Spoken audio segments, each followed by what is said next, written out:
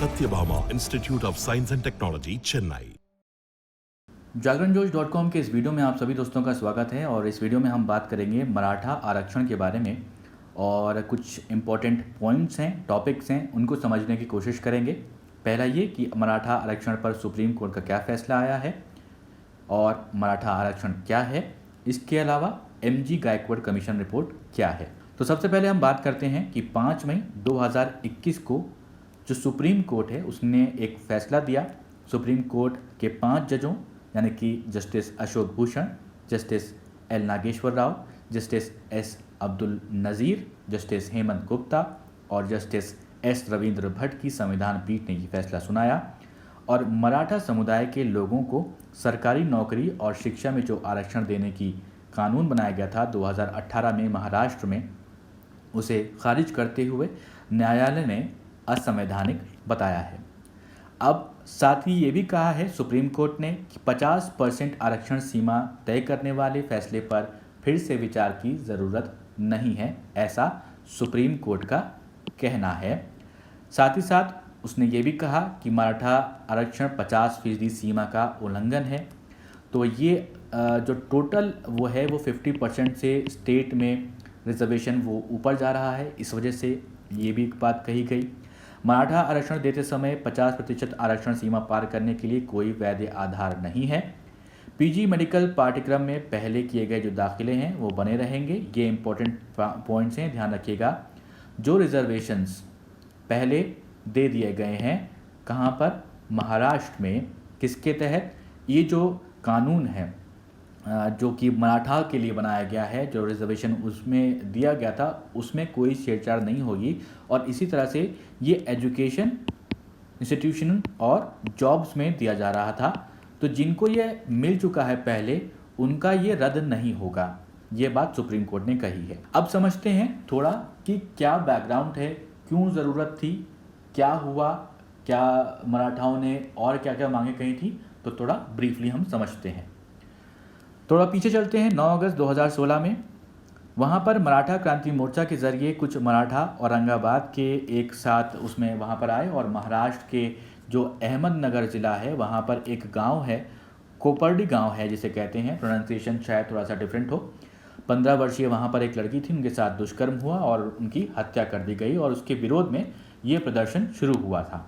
मराठाओं ने उसके बाद 2016 और 17 में महाराष्ट्र राज्य में, पूरे राज्य में बहुत मैसिव, बहुत बड़ी संख्या में इकट्ठा होकर लगभग जो है 58 के करीब रैलियां करी और सभी जो रैलियां थी वो शांतिपूर्वक थी। उसमें कई सारी मांग की जाती थी मराठाओं की तरफ से और ये रैलियां जो है मेजरली उसमें जो मांग होती थी ये कि सरकारी नौकरियां, जो शैक्षणिक संस्थान हैं उसमें मराठा समुदाय के जो लोग हैं उनको आरक्षण दिया जाए। अब हर रैली के अंत में क्या होता था कि ज़िला कलेक्टर जो होते थे वहाँ पर, क्योंकि इसमें कोई भी ऐसा फेस नहीं था जो इसको लीड कर रहा हो, कोई भी ऐसा पॉलिटिकल पार्टी नहीं थी, तो यहाँ पर क्या होता था कि कलेक्टर को आप 10 पॉइंट की जब एक लिस्ट दे देते थे कि मांग ये हमारी हैं, तो उसमें क्या क्या होता था वो समझते हैं। तो देखिए, जो सबसे महत्वपूर्ण एजेंडा था कि वो मराठा समुदाय के लिए आरक्षण था, मतलब रिजर्वेशन वहाँ पर उनको दिया जाए। दूसरा मुद्दा जो मैंने शुरुआत जहाँ से करी थी कि जो कोपर्डी गांव था वहाँ की जो जिस लड़की के साथ दुष्कर्म हुआ था उसको न्याय दिया जाए और जो अपराधी थे उनको कड़ी से कड़ी वहाँ पर सज़ा दी जाए। इसके अलावा जो किसान के ऋण थे, जो इस समुदाय से आते हैं किसान, उनके ऋण की माफ़ी की भी मांग की गई।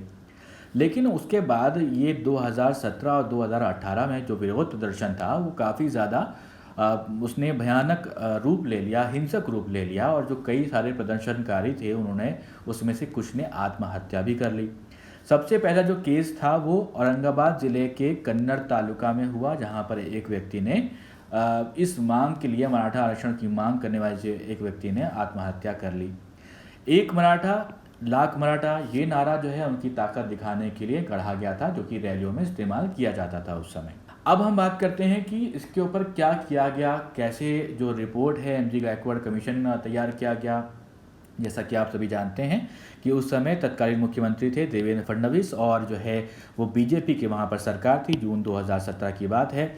वहाँ पर सेवानिवृत्त न्यायमूर्ति एमजी गायकवाड़ की अध्यक्षता में 11 सदस्यों की एक आयोग का गठन किया गया, किसके द्वारा, जो वहाँ के सीएम थे फडणवीस के द्वारा।